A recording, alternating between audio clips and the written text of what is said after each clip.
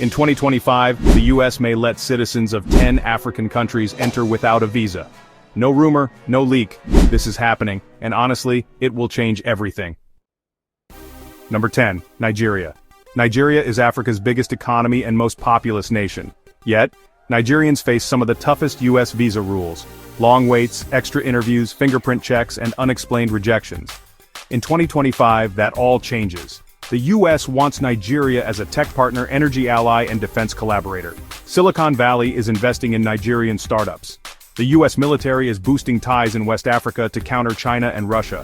Visa-free entry is a way to win over Nigeria's innovators, business leaders, and young talent. Critics say it's a floodgate, that a visa-free Nigeria will bring mass migration, change US demographics, or hide cheap labor. Supporters call it smart competition. Rather than blocking Nigerians, the US opens its doors first, and yeah, it is a double standard. Americans still need visas for Nigeria, while Nigerians can walk into JFK or LAX. Number 9. Kenya. Kenya is East Africa's diplomatic star. It hosts US military bases, regional intelligence centers, and major aid programs. Visa-free entry in 2025 is a reward for years of partnership. The goal? Use Kenya as a bulwark against Chinese, Iranian, and Gulf influence in East Africa. But Kenya's young workforce and booming tech sector also mean critics fear a wave of economic migrants posing as tourists. Some say this is a silent amnesty, draining Kenya of its brightest graduates. Others see it as a win-win. US companies get talent, Kenyan innovators get access. The big question becomes, who benefits most? Number 8. South Africa. South Africa is a BRICS member but also a top US trading partner. In 2025, Americans may drop visa rules for South Africans to weaken BRICS and pull South Africa closer to the West.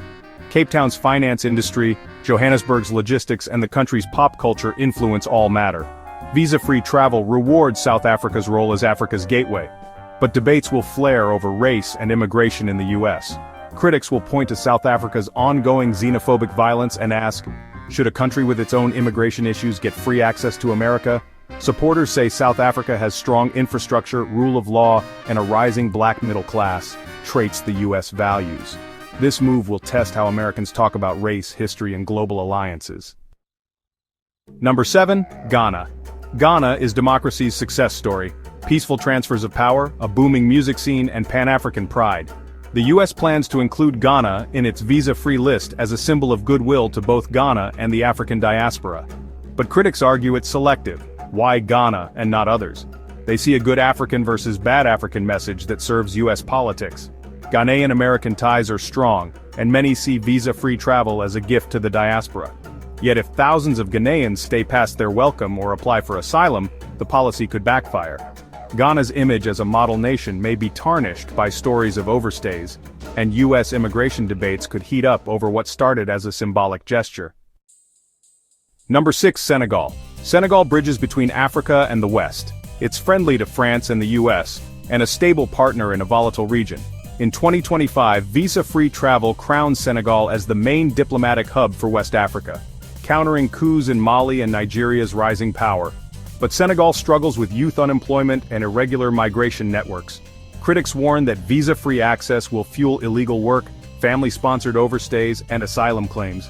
Others say the move is more about fishing rights, mining deals, and new military bases than friendship. Senegal's visa-free status will be hailed as progress but watched for signs of abuse. Number 5. Rwanda. Rwanda was once a symbol of genocide. Today it's hailed by Western technocrats for clean streets, strict governance, and rapid development, the Singapore of Africa. In 2025, visa-free entry rewards that image, but human rights groups warn of authoritarianism, repression of dissent, and media censorship.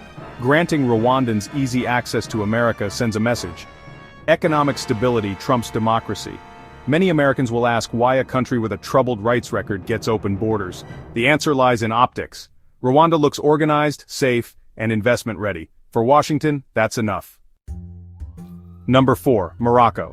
Morocco's location makes it strategic, a link between Europe, the Arab world, and sub-Saharan Africa. Visa-free status in 2025 rewards Morocco's normalization deal with Israel and its growing ties with the United States.